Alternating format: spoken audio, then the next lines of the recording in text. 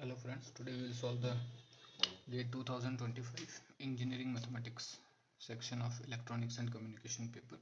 So this is question number 1, which is like consider the matrix A below, where is some matrix 4 by 4 matrix is given where alpha, beta, gamma are variable. So for which of the following combination of alpha, beta and gamma is the rank of A at least 3? Okay, so rank can be either 4 or 3 only. So easiest approach is to check options, all 4 options one by one.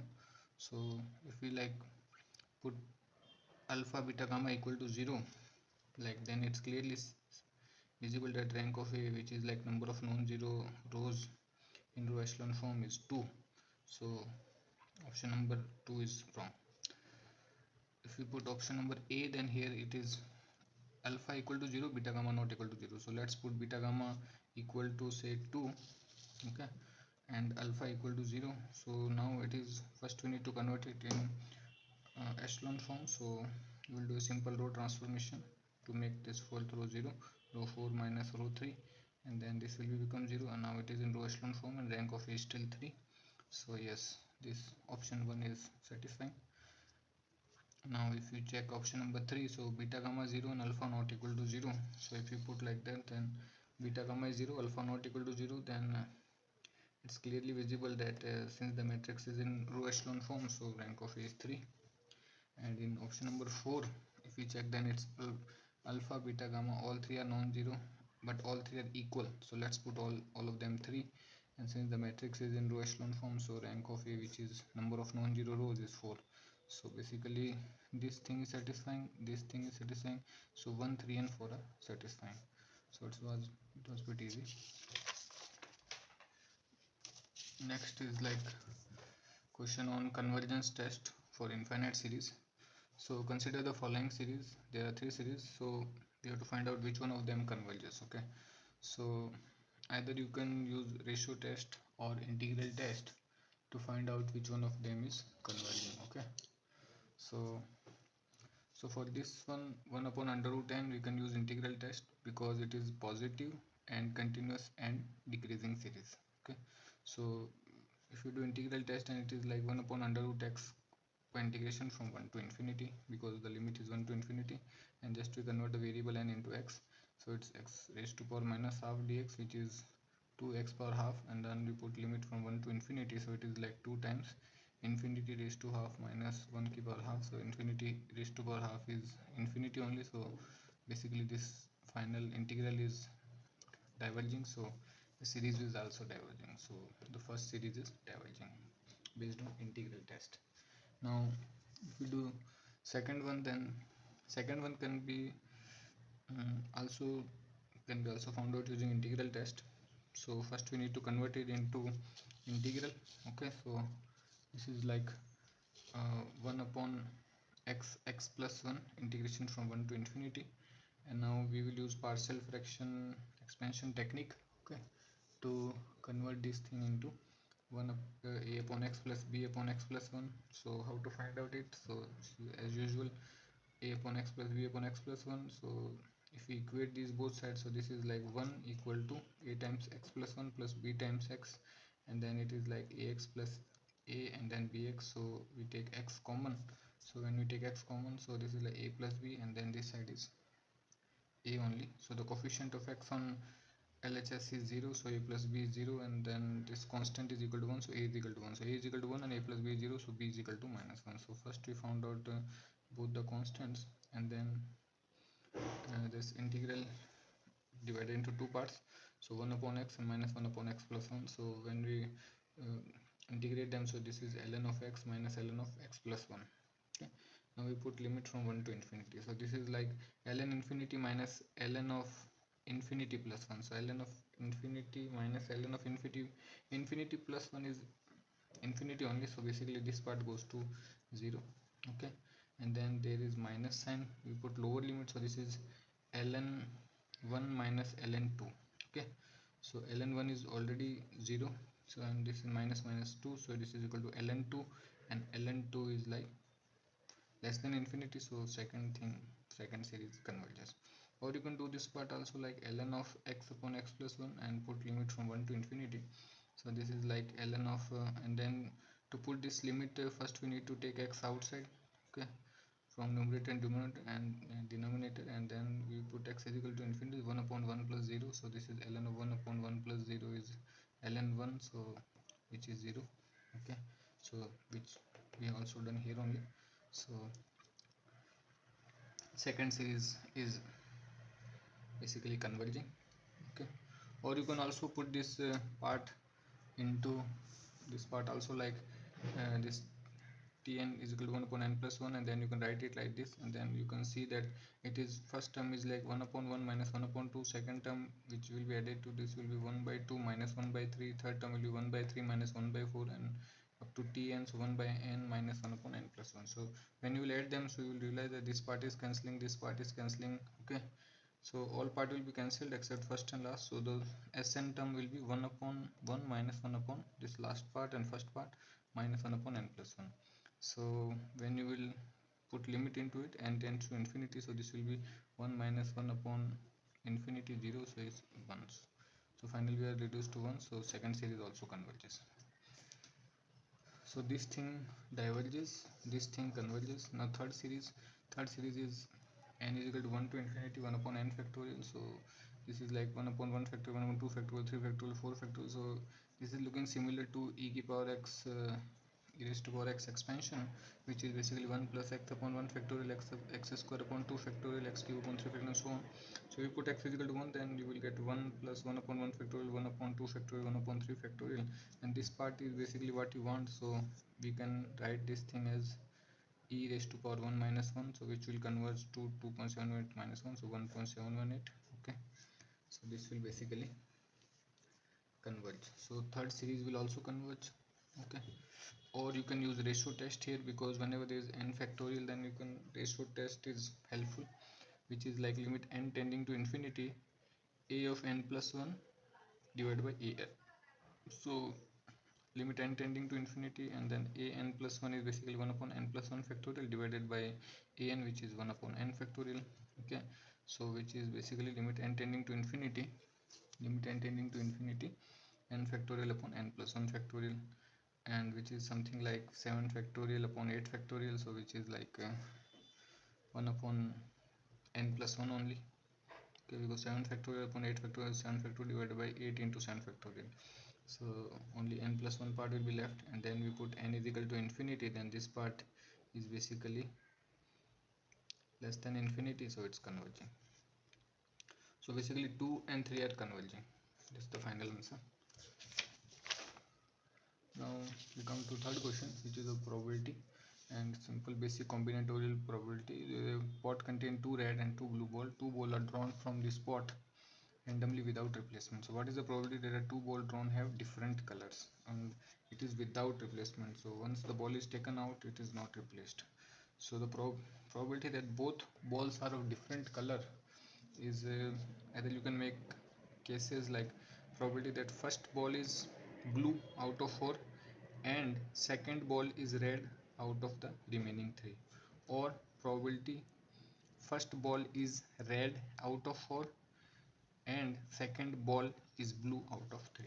So first ball is blue out of 4, probability कितना हो जाएगा उसका, there are 2 blue balls out of 4, so 2 by 4 in end का into हो गया, and second ball is red, so 2 red balls out of 3, so 2 by 3, or का plus हो गया, and then it's like first ball is red out of 4, so 2 by 4 into second ball is blue out of 3, so this is 2 by 3, okay. So this is 4 by 12 plus 4 by 12, so which is 8 by 12, so 2 by 3, okay. Or you can also use permutation and combination, so which is probability favored upon total. So favorable is what we want, 1 blue out of 2 blue ball, and we want 1 red ball out of 2 blue balls. So ways of choosing 1 blue ball out of 2 is 2c1, and which means multiply 1 red out of 2, so which is basically 2c1, and total number of ways of choosing 2 ball out of 4 is 4c2, so this is basically 2 into 2 divided by 6, so again which is 4 by 6, so 2 by 3. So 2 ways of doing this thing. Easy question. Another question is on maxima and minima, okay. maxima minima simple question. So it is fx is 2x cube minus 3x square minus 12x plus 1, and we have to find global maxima, global minima, local maxima, local minima. So first we'll put f dash x equal to 0, so which will give us 6x square minus 6x minus 12, and when we equate it to 0 to find critical points, so we get x square minus x minus 2 equal to 0. We take 6 outside, okay, and multiply both sides by divide by 6, and so we get x square, and then it is like using those middle term splitting we do, so we get basically two factors, x is equal to minus 1 and x is equal to 2 as the critical point. Now we check this function at those 2 points. So f double dash x, using second derivative test, f double dash x is basically 2x minus 1, so f dash value at minus 1 is basically coming to be minus 3, which is less than 0, so there is a local maxima at x is equal to minus 1, and f double dash value at 2 is equal to 3, which is greater than 0, so there is a local minima at x is equal to plus 2. So x is equal to plus 2 is local maxima, so this is basically wrong, and then x is equal to minus 1 is a local minima, so this is also wrong, okay. And f has no global maxima and f has no global minima. Both of these statements are true because the function will keep on increasing, and it will have it maxima at infinity, and similarly it will have its minima at minus infinity, so it has no global maxima, no global minima. But you can also use this wavy curve method. Once you find critical points minus 1 and 2, then you can see that f3 is positive, so here it will be plus, then it will be minus, then it will be plus. So at x is equal to minus 1, the slope is changing from plus to minus, okay, so the curve will be something like this. And at x is equal to 2, the slope is changing from minus to plus, so here the slope will be changing from minus to plus. So at x is equal to 2, there will be local minima, and at x is equal to 1, since the slope is changing from positive to negative, so here will be a local maximum. So that way also you can do, and the global maxima and minima will be at plus infinity and minus infinity, okay. So A and B are correct option.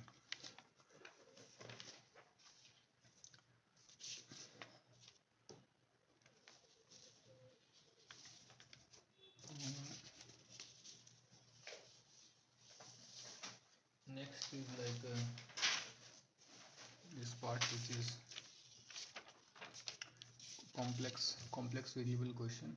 So it is like which of the following statement involving contour integral and evaluated counterclockwise on the unit circle in the complex plane is that true? So e to the power z dz is 0. It's true because e to the power z is an entire function, so it is analytic anywhere and everywhere in z. So no matter what is the value of c, it will always be 0 because e to the power z is an entire function.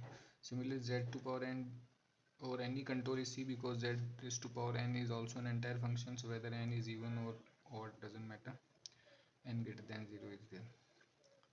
So, third condition is cos z. So cos z dz is also, it is false because cos z is a sin z and cos z are entire functions, so they are analytic everywhere, and since they are analytic everywhere, so the closed integral over any contour c will be always 0, so this part is false. When we come to D, so D is like false. Why it is false? Because I solved it here. So sec z dz can be written as 1 upon cos z, okay, and so the point where cos z is 0 are the points where sec z is not analytic. Now cos z is 0 at plus minus pi by 2, plus minus 3 by 2, and these points. But so first of all let's check at plus minus pi by 2. So cos pi by 2 is basically nothing but cos of 1.57. So at cos of 1.57 it is 0, but this pole of sec z is outside the unit circle, okay. So basically sec z dz is equal to 0. Why? Because no pole of sec z is coming in this contour of unit circle. So since no pole is there, so the function is basically analytic inside the unit circle, and therefore sec z dz will be equal to 0. So this thing will be false. Okay, so this thing is false, and so the basically which of the following is true? So first is true, second is true, only 1 and 2 are true. Okay, now there is another question on integration, normal integration, which is saying that consider non-negative function which is continuous and bounded over the interval 2 and 8, and m denote the maximum minimum value of x over the interval. Among the combination alpha beta given below, choose the one for which the inequality hold.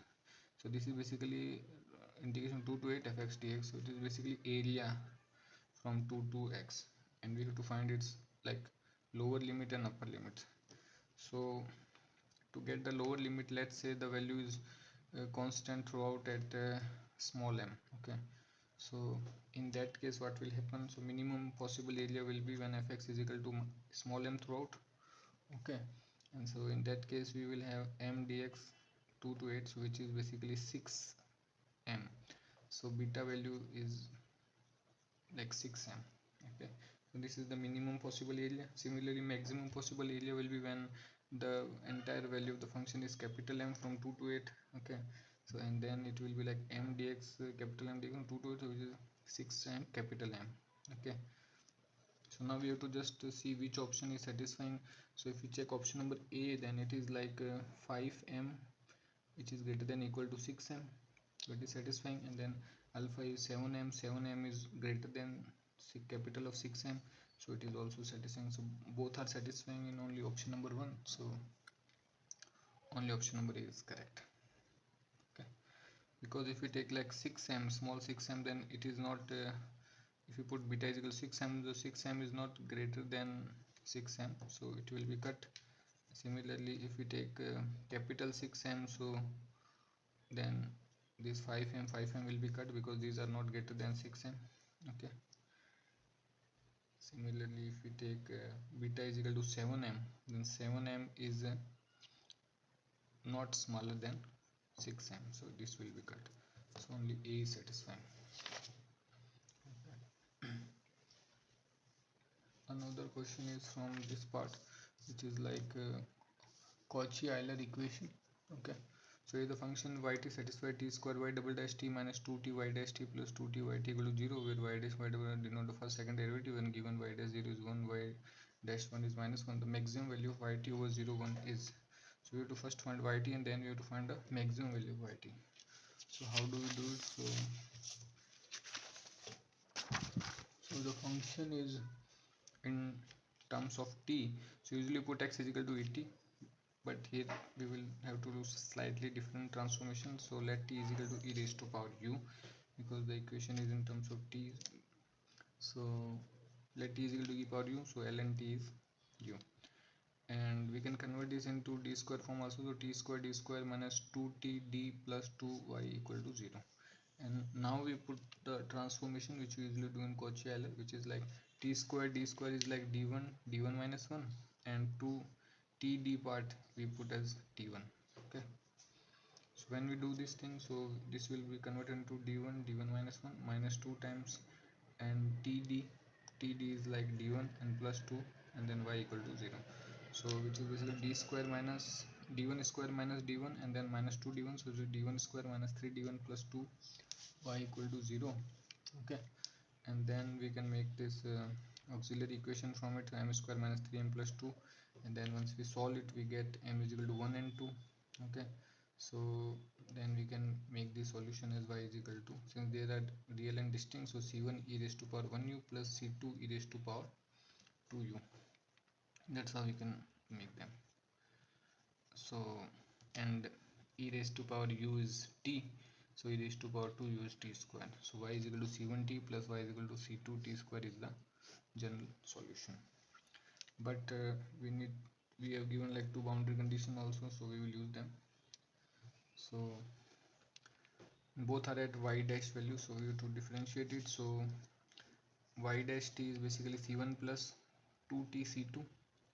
Okay, now we put y dash 0, which is given as 1, is equal to c1 plus 0, so c1 is 1, and y dash 1, which is given as minus 1, is equal to c1 is already we found out 1, and 2c2. So basically c2 is minus 1. Okay, so basically the exact solution is yt is equal to t minus t square. So now we need to find the maximum value of this function. Okay, over 0 and 1, so dy by dt is 1 minus 2t equal to 0, so t is equal to half, and we need to check the value at all three extreme points. So at t is equal to half, we get yt is equal to what, half minus 1 by 4, so it is 1 by 4. At t is equal to 0, we get the value 0. At t is equal to 1, we are getting again value 1. So basically it is like a quadratic equation, so it's a parabola, and here both 0 and 1. So maximum value of this function yt is 1 by 4 between 0 and 1. Okay.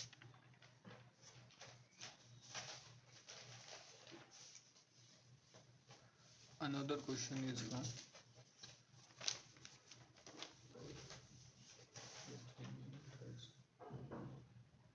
another question was from dice. Okay, how to solve this dice thing. Just give me a second.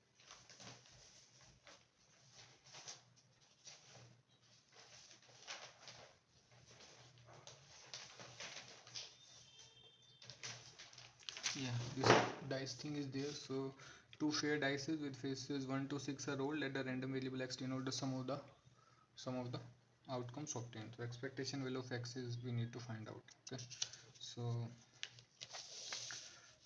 it's a random variable is the sum of dices. Okay, and so since it's a discrete random variable, so expectation formula is like xi pi xi. So we need to find xi is the sum of the outcomes obtained. So if you make a sample space, then you will see the sum is here 2, here the sum is 3, here for 3 values the sum is 4, for 4 values the sum is 5. Like you can add them, like sum will be 12 for only one value. So based on this we can make xi pxi table, because for sum equal to 12 there is only one value, so out of 36, so 1 by 36. For sum is equal to 7, there are like 1 2 3 4 5 6 values, so 6 by 36 and so on. So you can make this table. Once you make this table, you can simply use the formula expectation of x is equal to xi pxi. So 2 into 1 by 36 plus 3 into 2 by 36 plus 4 into 3 by 36 and so on to 12 into, so we can take 1 upon 36 common, then it's 2 plus 6 plus 12, we simply add them, so it is 252 upon 36, so the answer is 7. Okay, this was the another last question is about consider the vector a and b for real valued scalar variable x. The value of minimum of x ax minus b is, where this thing denotes the norm of vector y, which is under root y1 square plus y2 square. So first we need to make ax minus b. So a is this, b is b, so ax will be like 1x and minus b is 0 3 root 2, so this is x and x minus 3 root 2. So norm of ax minus b will be under root x square plus x minus 3 root 2 square. So if we will expand it, we will get 2x square minus 6 root 2x plus 18. Now we need to find its minimum value. So minimum value of this thing will be when this inside function is minimized. Okay, so let's call this function gx. So gx is 2x square minus 6 root 2x plus 18. So g dash x is basically 4x minus 6 root 2 equal to 0. So x is equal to 6 root 2 upon 4, so 3 root 2. So there is only one value, so this is definitely only one critical point, so this is 100% minimum only. And now we need to check the value at f3 root 2. So this will be, if you put this thing into this first function, so it is under root of 2 into 9 by 2 minus 6 root 2 into 3 by root 2 plus 18. So when we solve it, we get 3 as the minimum value. Okay, so these were the all 9 questions. Thank you.